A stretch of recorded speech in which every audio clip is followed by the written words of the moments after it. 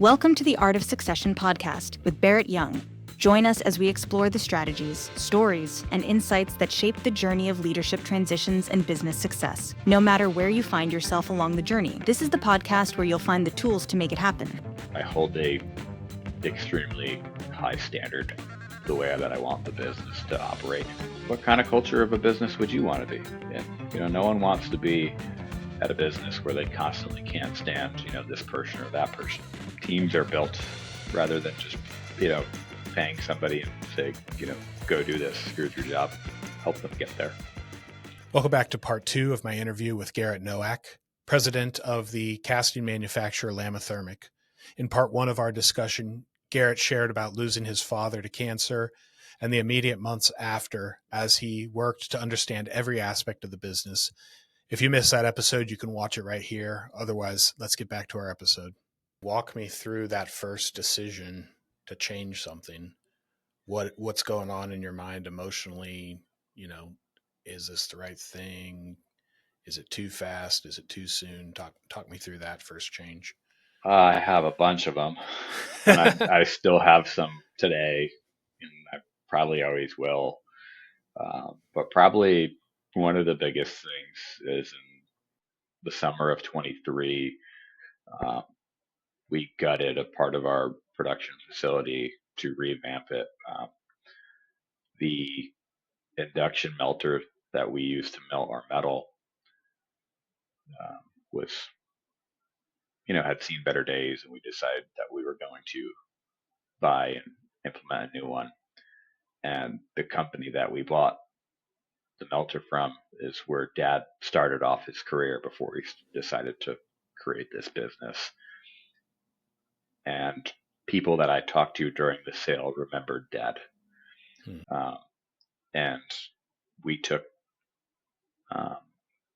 at least 10 days and gutted out our operation, where if we tried to turn the lights back on, it wouldn't have worked.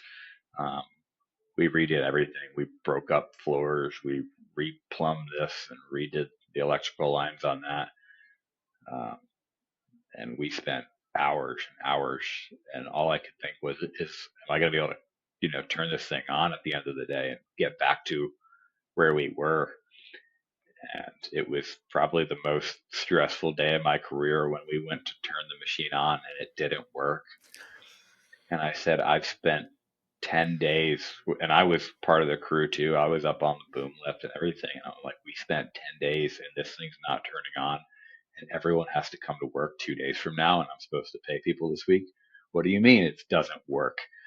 And the poor guy commissioning the unit heard it from me. But it was a false alarm. They put the wrong sticker on the machine and it had the wrong settings in. But I was very scared. I made the decision that we're going to revamp this thing and we're going to spend 10 days shut down, making this thing better. And all I can remember is standing there watching my contractor jackhammer the floor apart. And I'm sitting there, all right, well, there goes that part. There goes that part. And once he started breaking up the deck, I was like, should I have done this? Can I manage to turn the operation back on? We did it, and it worked great. Something that we're all really proud of. But boy, was I scared, and boy, was I unsure if I was going to be in business a week later after some of the headaches I had that week. I mean, given that was your dad's experience, I imagine he was that person running the entire show in the past when you guys had installed these, right? Yeah. And here I am calling the shots. Yeah. All that knowledge that was stored in his head. He knew what to do, kind of thing. Yep. He did. Just for context, because I am an accountant and I love this kind of stuff. What's the dollar amount of the size of piece of equipment and just complete install that we're talking about here? Probably when it's all said and done, like labor and materials and contracting in the unit, probably $500,000 is too low, but $750,000 is probably too much. Okay. Somewhere in that range. Not exactly pocket change for my type of business. Yeah. Yeah. And you have how many of these operating One, usually? Oh, just this is it. we had two. One was broken and one was on the fritz. And I mean, when we're down for a day and that machine turns off and it's not melting metal, I'm losing revenue at tremendous speed. Hmm. Um, and I just decided, if I can go 3 days without this running, it would, pay for the machine. And eventually it would break and it would break, and I didn't have somebody to fix it, and I'd have to call a technician. And the dollars started adding up really quick. I said, we need to do something different here. So, All right. After you identified the problem, was it another day of refiguring everything, or was it? oh yeah, it was about a day to get things back up and running, but it was scary. Probably this one of the scariest days of my career. I started kind of going through my head, or what do I need to do to make sure people have jobs, in a couple of days from now, and that they're going to stay on the payroll, things like that. But at the end of the day, it worked really well. I mean, it was a long project in the planning. We probably spent 8 months planning it. A lot of hard work and commitment from everyone, and I'm so glad we did it. It worked great. Just boy, was I terrified in the moment. So since then, that first big project, I mean, what kind of direction have you chosen since now you're no longer just keeping going in the same direction? You Um, mentioned you're down about a third of your workforce. Is it shifting your business model or anything like that? the biggest thing that we saw was during COVID, everyone would buy a lot of product from us, and the supply chains were so disrupted that they said, "Oh, I better go buy more." So, and that pushed our lead times out, which made somebody else say, "Oh, that takes a long time to get my product up. Better buy more." So people bought and bought and bought, kind of like toilet paper. I mean, you go through castings a lot slower than you do toilet paper, though, right? So we kind of saw the flip side of people having too much inventory on their shelves. And that's kind of what we saw in late 23 through 2024. So that was kind of our reduce in headcount. We're on our way back up now. We're actively hiring people, and I see nothing but some really great things for 25 and 26 in terms of new business. The direction I'm taking the company is it's different than what Dad would do. We are not an ISO 9001 certified company, but hopefully by the end of March we will be. And what's that mean for you guys?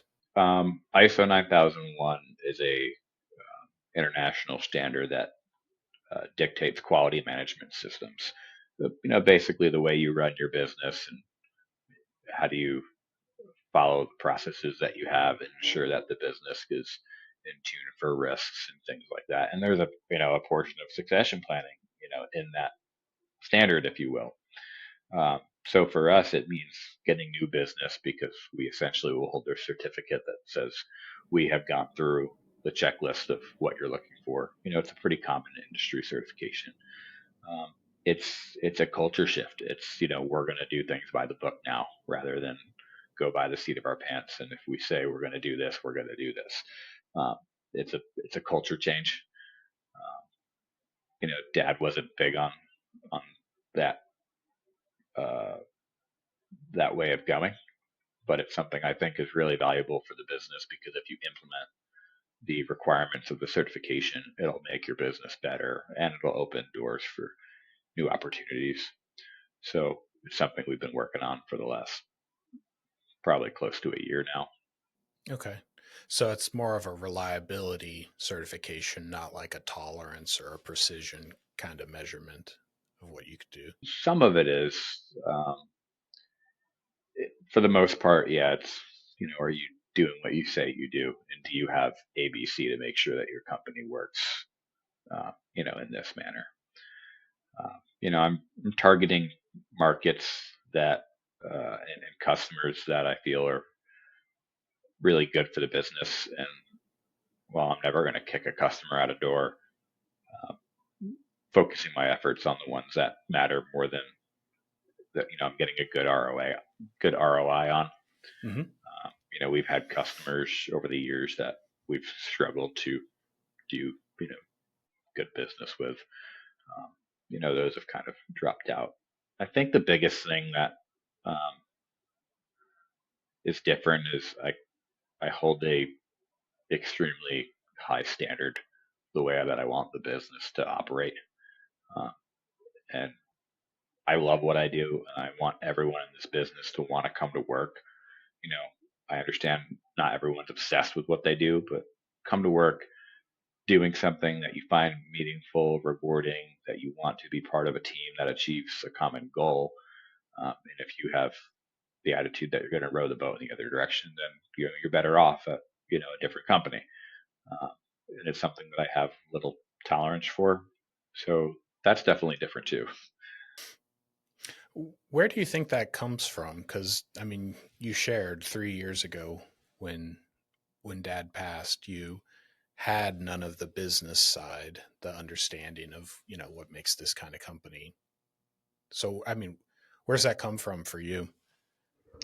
You mean in terms of the knowledge, the attitude, or The attitude, like what helped you to develop that different approach than Dad? um, Do you think it's a time, like a period of your life thing? Like, do you think he was that way when he started the company in the 70s and 80s, or? I don't really know how he was, but for me, it's about I think the type of person I am, the type of person I'd want to work for, the type of business I would want to work for. Um, and I've gotten a lot of, and I mean a lot of great resources to lean on. Local councils here that I'm a part of, uh, peer leadership groups that I'm a part of, business owners that I know that I can pick up the phone and call when there's an issue.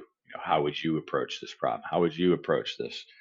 And it's kind of just been like this giant encyclopedia in my back pocket that, while isn't really right, it has a lot of different ways of going about different situations. And I feel very confident in the network that I've grown.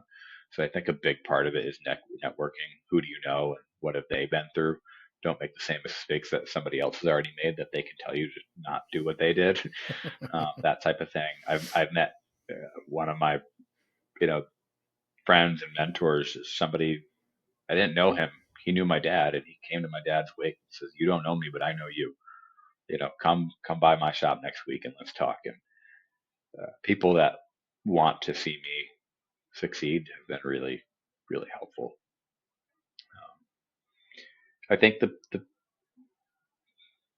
thing that kind of glues everything together is the culture, and I think it's just what kind of culture of a business would you want to be in? No one wants to be at a business where they constantly can't stand, this person or that person.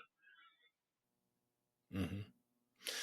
So, I mean, it sounds like you're shifting the culture, maybe slowly or just focusing it, or, I know in our business, I've got clients who've been clients of our firm longer than I've been alive, even much longer than I've been here. And some of those clients will still throw that, well, that's not the way things used to be around here. How did you go about casting a vision for that change, getting people on board, and then making the hard decisions if somebody is rowing in the wrong direction that they need to get out? How did you build support behind you for that? Um,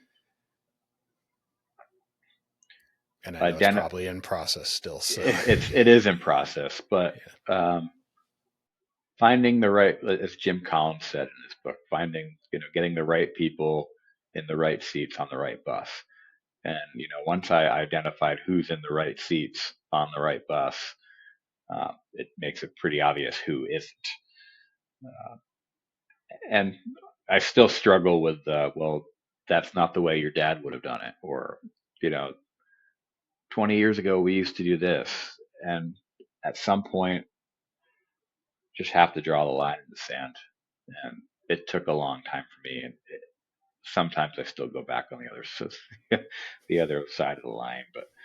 Uh, as a business owner and somebody that's trying to create a culture and develop a business, the people that want to see you succeed, I think it's very obvious that they want to help you and they'll be there for you to do the things that need to get done.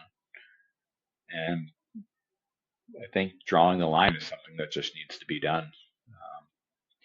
You know, especially with some people that have been here a long time. I appreciate that you've been doing this for X period, X years like this, but I want you to, take the skills that you have and I want you to do them like that.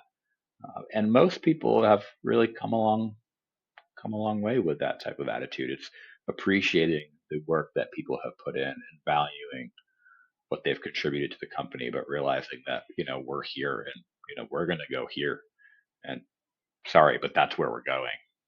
And the right people that are on, the right people in the right seats, they get it. Yeah.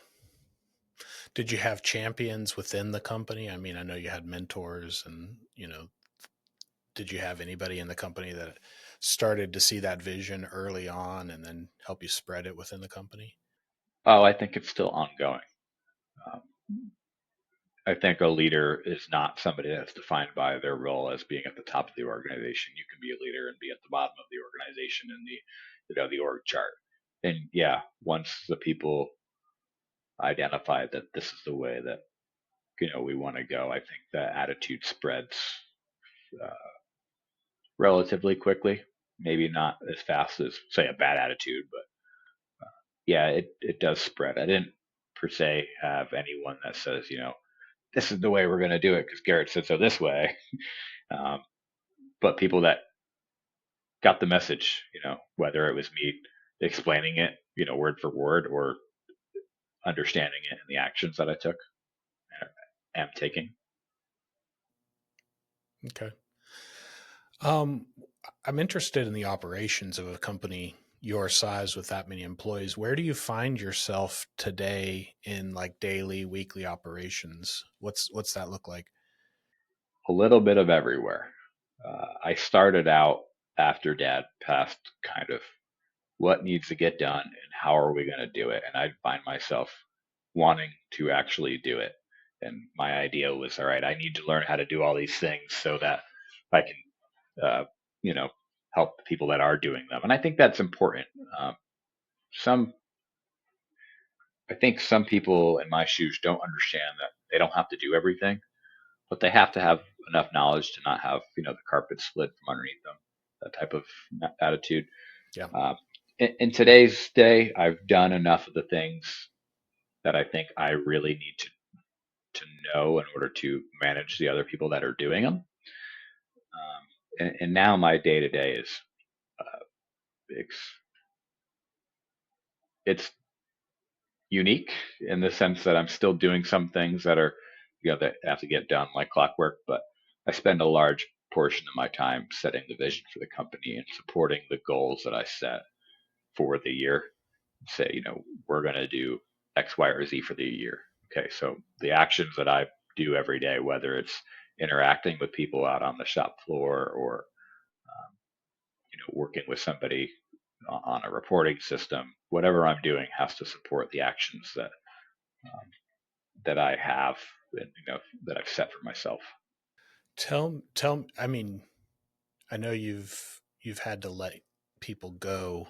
Tell me about your approach to hiring and finding the right fit for new people, because you said you're planning on scaling up here. You're looking Yep. 25 and 26 are going to be growth years again. Mm-hmm. So what are you looking for in the right Um, team? I think the author's name is Patrick Lencioni. Mm-hmm. Yeah. The Ideal Team Player. That's the best book for knowing who you want on your team or not. The three key attributes of being hungry, humble, and smart. Those are my big three check boxes. Um, Hungry and humble are the bigger of the two.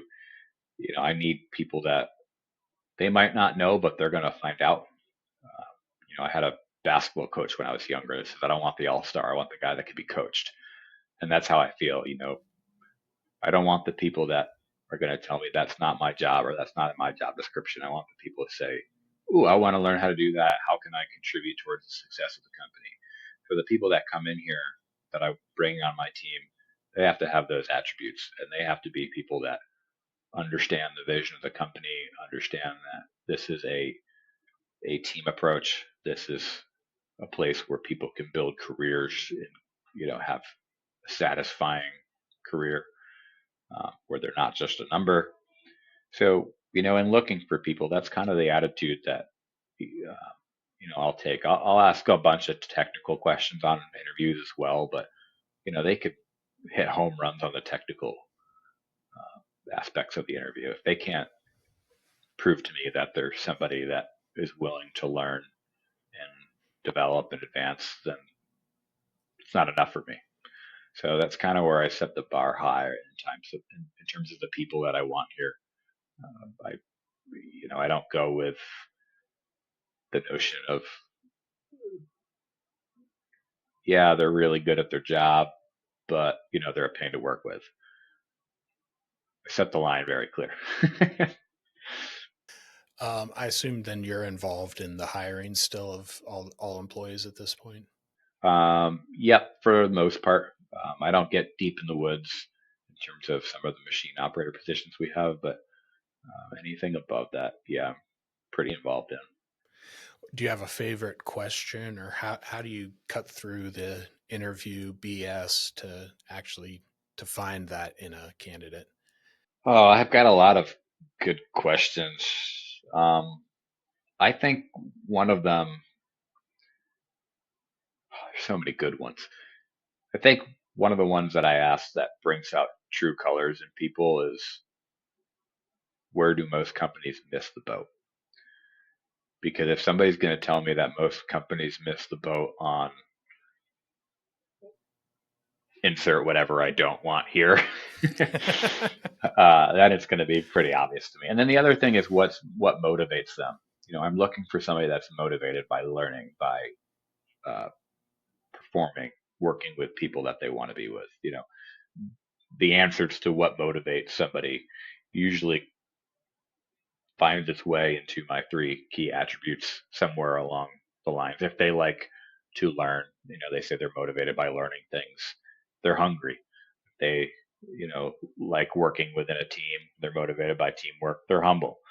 That type of thing. A lot of it is just learning to kind of understand when people are telling you what they think you want to hear versus whether you're having a genuine, more of a conversation with somebody.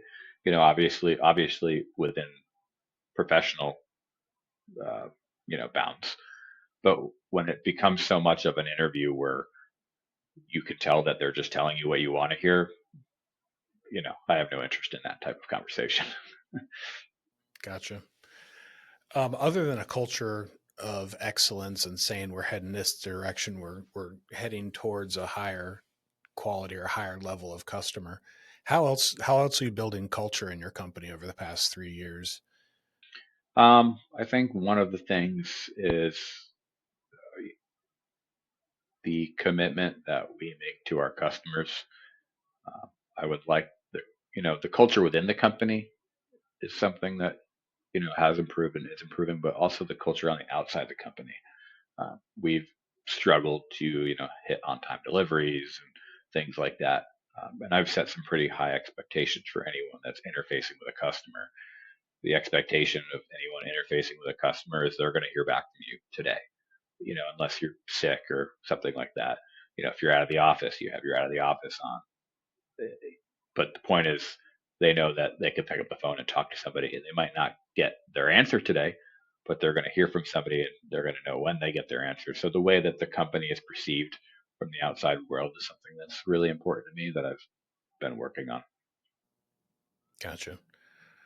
How are you developing leaders within the company to move up?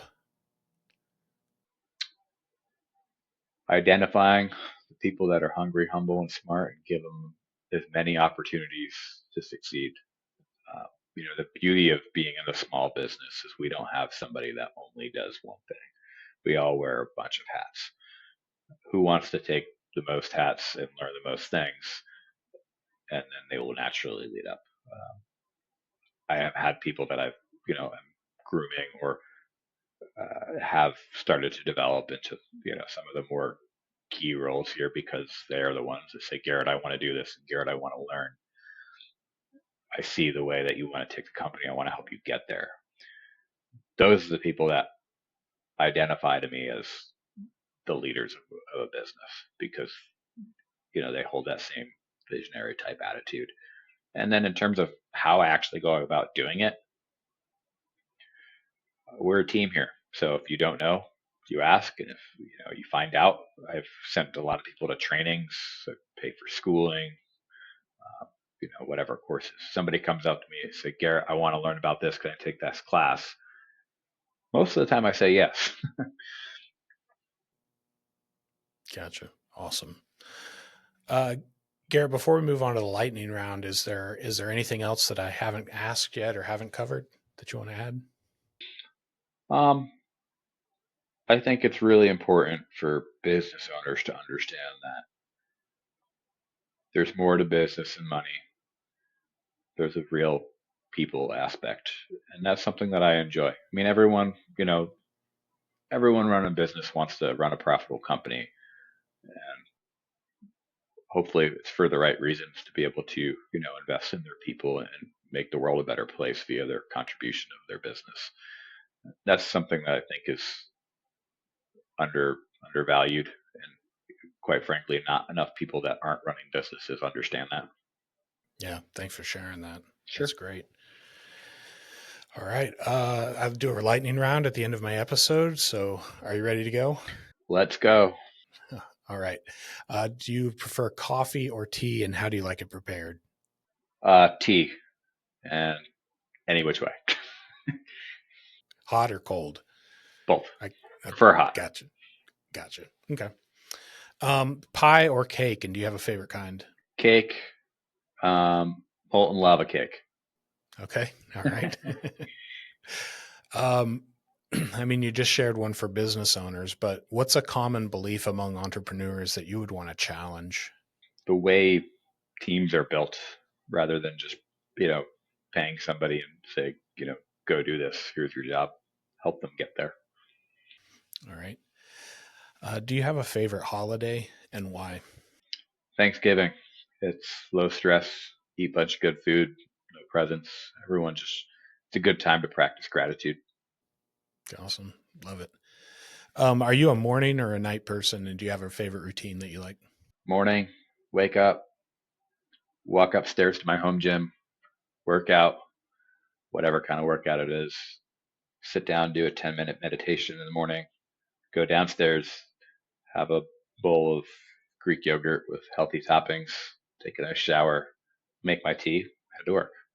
What's one thing that you would want your successor to remember you for?